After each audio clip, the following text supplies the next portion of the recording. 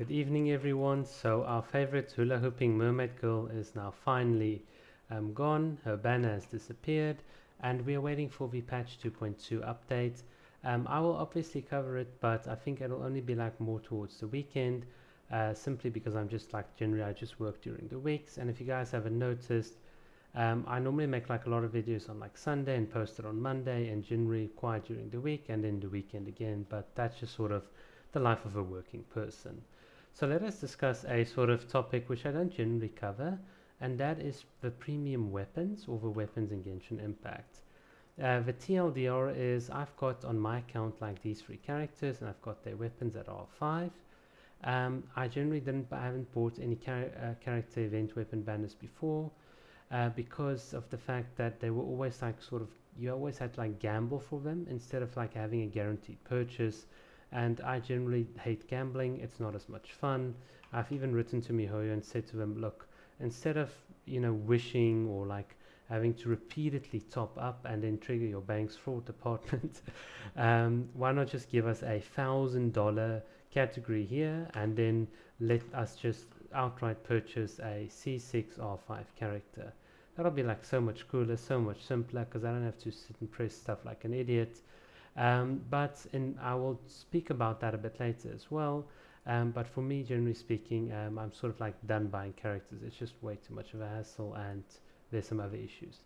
So getting to the weapons, what the weapons effectively allow you to do is they give you additional artifacts. So apart from giving you better stats, this crit damage and this like 80% in total like max elemental bonus is effectively the equivalent of running two hydro goblets like plus like a crit damage circlet.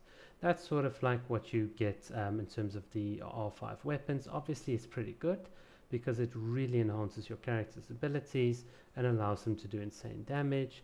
It's the same with Raiden Shogun. The 120% extra attack is like the equivalent of 2 attack goblets. An energy recharge sands, as like we get that for free, and then you also get via her the most broken ability in the game, Enlightened One. You get like an extra 20% electro charge. So obviously this weapon pretty good, pretty premium, pretty strong.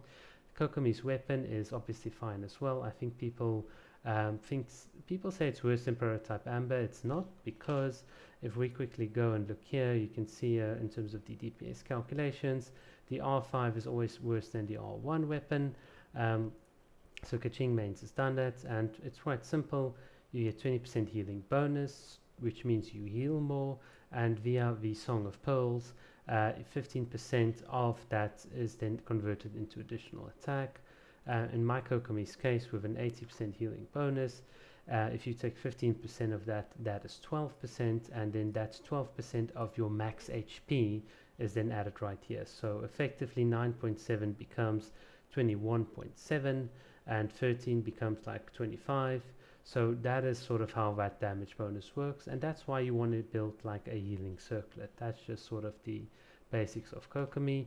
Of course, the weapon increases your normal attack during your normal and your elite ascension, which is nice, and it restores energy.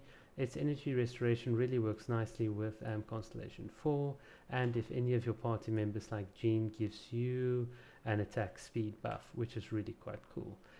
Also in future, if we get like attack speed artifacts, Kokomi is going to slap.